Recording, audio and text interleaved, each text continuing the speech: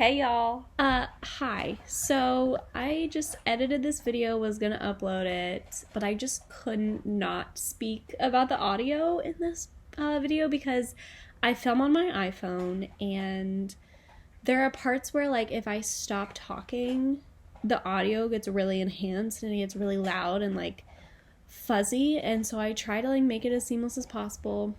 But for some reason in this video, it did it a lot. I don't know what's going on with my phone, so I'm really sorry. The audio is terrible. I tried to edit it. It took me so long to like make it okay, but I just wanted to like post it and get something up. So hope you enjoy. Please just ignore it. Enjoy the video for what it is. Also, just realized my dog is eating dinner in the background. I'm really professional. I hope you guys enjoy. Let's get into the video, y'all. Good evening, friends. Cheers. Hold on, y'all. Y'all, we got a cat. Say hi to Biscuit. She's the light of my life. She's gonna jump off my lap now, yeah. But we got a cat. She's 3. We rescued her. She adds a little fun to our apartment. Anyways, I'm feeling like the coziest ever. Got my wine.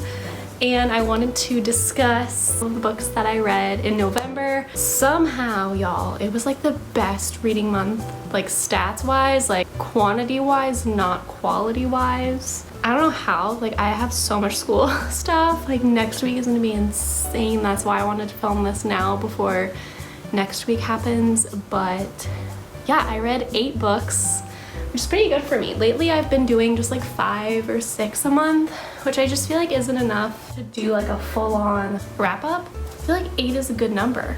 I'm gonna turn on my fan also because I'm sweating. I had a presentation at school today, and you know when like you're presenting and talking for a long time, you just get really out of breath. Like there was a moment there where I was about to be like, I need to sit down. I don't feel well, but so it's kind of what I'm feeling right now. So I'm just gonna slow down. We got our cute little Christmas tree. She's real. I think I'm only ever gonna get real trees. Growing up, we always had a fake one, and I always like dreamed of having my own real tree, and so I just love her. So yes, I read 8 books. They are all so different from each other. First up, I read The Island Child by Molly Aitken. This one I just randomly found at the used bookstore, and I really liked the cover and the vibes on the back sounded nice. But I gave this book like a 3 stars. It was very average. We follow this girl who grows up in this like fishing village on the coast of Ireland, and it's a very like all the women just like wash clothes and all the men go out to see the fish, and I thought it'd have more like magical elements. That's kind of what the synopsis made it sound like, but there really wasn't. Like I thought there were gonna be like fairies and stuff, but this, if you're looking for a book that like dives into mother-daughter relationships and really complicated ones, I would suggest this. It really just delves into that and how growing up her and her mom were like not okay, and then when she became a mom, she sees like those parts of her mom coming out in her. It is very dark, it's very atmospheric. I'm glad that I read it in the month of November because I think it was a very good read for this time of year, but I don't know, I'm not mad that I read it. Like, still give it 3 stars, but I don't think I'll ever read it again. But I'm gonna keep it on my shelf because I am really obsessed with this cover, so, oh my gosh. And then I read my Book of the Month book, which I chose A Little Hope by Jewell. This is like one of my favorite Book of the Month books I've ever gotten. I just find myself really gravitating towards these like sleepy town novels about different walks of life and just like grappling with friendship and family and loss, and like I just feel like that's what I've been drawn towards lately, and that's kind of what this sounded like to me. So it's kind of like a collection of short stories, but not really, in the way that each chapter kind of follows a different person, but you see all their connections, you like go back to certain characters, so it's not like you're completely leaving them. But it just follows these different people in this little sleepy Connecticut town, and wow, it's just really emotional. It makes you like think about your own life and your own relationships with your loved ones and your friends and your work, and I was scared that I wasn't going to be able to like keep track of all the characters, but I was able to, so I really enjoyed this book. I really recommend it. It's pretty short. Love the cover. 4.5 out of 5. It's so close to a 5. It isn't quite there for me, but it's so good. Do I have to talk about this book? Trust Exercise by Susan Choi. Just holding it makes me angry. I picked it up because like it's won awards, like it is, like people talk about it. I hated it. I think I gave it 2 stars. It basically follows this like high school community, like the theater club at this high school in Houston, and it follows this couple that's in the theater program. I could not even tell you what happens. And it talks about that for like half the book, and then I don't think this is a spoiler, but like halfway through like shifts change.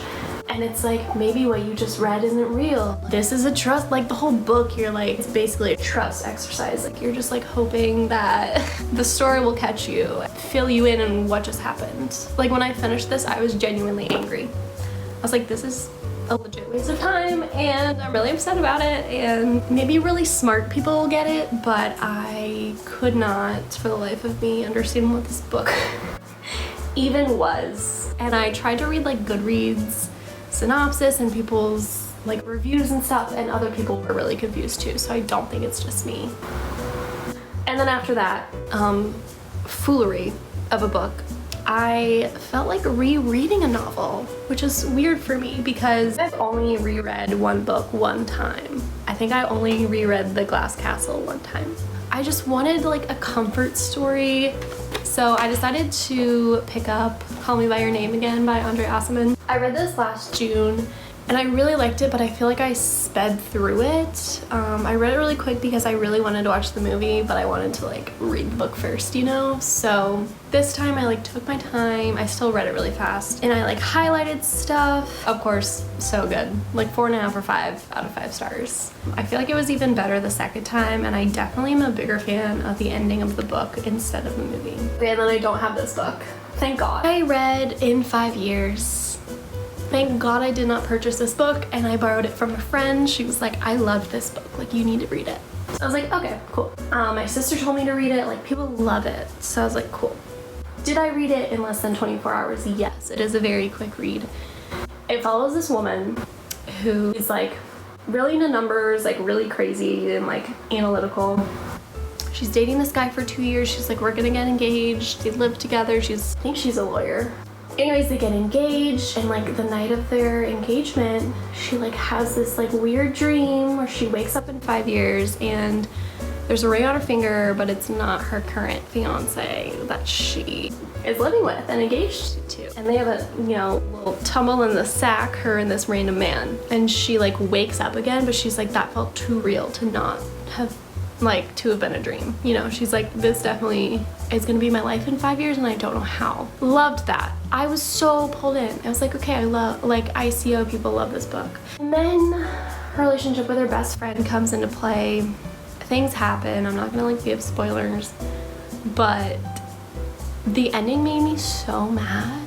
And I just feel like this book was not really a romance at all. How she could do that to her best friend, I just don't understand. Like, I don't empathize. I hated our narrator, our main character. I don't even remember her name. I hated her. She was so terrible. She was a terrible person. I just hated the way that it ended. It made me so mad. Like Trust Exercise, the same feelings were coming up. So gave that one, I think 2. Honestly, maybe 1.5. I don't know, but it sucked. So moving on, I regret reading this one directly after In 5 Years because it's kind of similar in the beginning, so I feel like in the future I'm gonna get them mixed up, you know? Anyways, I found this in my little library and read it this month. It is called Lake Como by Anita Hughes. Not many people have read this. It's like, has like 400 reviews on Goodreads. I love the feeling of this book though. It's like a harder paperback and it's like so pretty. And I'm obsessed with Italy, we all know, so snatched it real quick. This one is another average like 5-star, 3-star read. Because I've read so many books like set in Italy and like about Italy, I feel like I'm setting this like, I'm a little bit more picky. And this one just didn't really live up to it. We follow our main character who gets engaged to like her longtime boyfriend, and then that night something crazy happens. Like it's very much like In 5 Years. I was like, well shit, now I'm gonna get confused. But anyways, she goes off to Italy to figure out her life. Like her family's from there, and she learns like family secrets and there's like the scenery. She has a really close relationship with her cousin that lives in Italy, and she kind of lives with. They're really wealthy. I liked the vibes, but I don't think the story was anything super special. Like, and it took me a long time to get through. I feel like this book took me like, I don't know, like 6 or 7 days to get through. So not the biggest fan, but maybe this is more like a 2.5. I'm gonna keep it because it's pretty. Moving on. Cameron, my boyfriend, loves Howard Stern, and he had like Emily Ratajkowski on, and she was like promoting her new book or whatever, so he ordered the book for me, and he was like, I think this will be good for you, like you need to work on your body image. So anyways, I read My Body by Emily Ratajkowski. Is that how you say her last name? It's kind of hard. Ratajkowski. Anyways, and first of all, I do love how small this book is. Like, it's very tiny. It's such a quick read. Basically, it's not what I thought it was gonna. It's like basically her memoir. She goes through since like childhood, since birth, and just like recounts all these stories of her where like men took advantage of her, or like men just looked at her as like a piece of meat. Like, obviously she's this beautiful model with this like great body, and I have such mixed feelings about this book. I'm not gonna get too into it because I feel like it'd be controversial, but I wish this book was like a little bit something different. I really thought it was gonna be more like body positivity, and it really wasn't. And I guess there's like two sides to this book, where like half of the people that read it love it and half really don't like it at all, and I can see both sides because I see why people love it. It's very like, women are strong, like look at all this bullshit I had to put up with, like taking, you know, her life back into her own hands. But then there's part of me that's like, it's a little bit distasteful. Is that a word? I just feel like there's like a lot of privilege in her story, and I feel like at points she was like complaining about her beautiful life and how she's made a living out of just like posting pictures of her body on Instagram, and like is a millionaire. I don't know if she's a millionaire, I'm assuming. And she was like complaining about it, and I was like, do you know how many people would die to have that? Like, as someone who's worked a job for $7.25 an hour at a goat farm, literally scooping shit, I would love to like just be able to like post pictures of my body, but that's neither here nor there. I ended up giving it 4 stars. I don't know. I might sit on that rating for a while. I want like to hear more people's opinions about it because it did just come out. Not many people have talked about it, but I'm so split. I feel like I'm split down the middle. Like, I see why people love it and I see why people hate it. So if you've read it, I would love to know what you think about it. It is super easy to get through. You fly through it. I think she's a really good storyteller, and I think the stories that she chose to write about were really like insightful, and this would be amazing for like a book club. I feel like this would be ideal because I feel like everyone has different opinions and different like just different life stories. So moving on to the last book that I read in November. Holy crap. First of all, I found this beautiful copy of this book at the thrift store for 99 cents. And I opened it, and the receipt was still in it from Barnes & Noble. Can I talk? So I don't even think the person read it. Anyways, this is Then She Was Gone by Lisa Jewell. I don't know, y'all. Like, I have been hitting it out of the park with thrillers lately. Like, I just read Sharp Objects and Lock Every Door. I read Silent Patient earlier this year, and like they were all just mind-blowing. Like, I don't know how like authors write thrillers.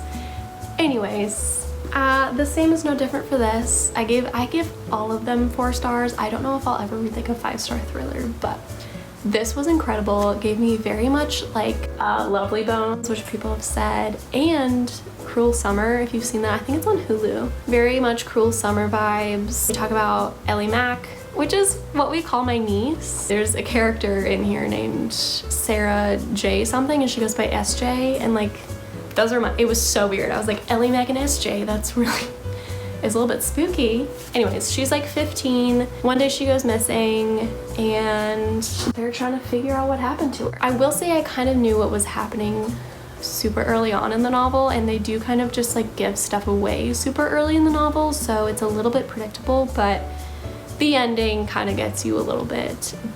I don't want to speak anymore because I really did like it. I really did fly through it. If you're in the market for a good thriller, highly recommend. Also insane that she's written all of these. I know, I feel like The Family Upstairs just came out, maybe. This was insane. I feel like thrillers are really fun to talk about with people, but I can't really talk about it with you because I don't want to like spoil it, but it was absurd, insane. I have so much respect for like authors that write thrillers because how do you think of that? Couldn't be me. But that wraps it up. Those are the 8 books that I read in, I was about to say January, November. I hope to see you guys soon. Sorry for the sporadic posting, but I don't know, I wasn't planning on filming tonight, but I was like, this background is so cute and I put on makeup for class, so let's just like take advantage of it. Anyways, let me know what you guys read in November. Tell me your favorite book. I would love to know. And thank you so much for watching, and I will see you guys in my next video. Bye guys!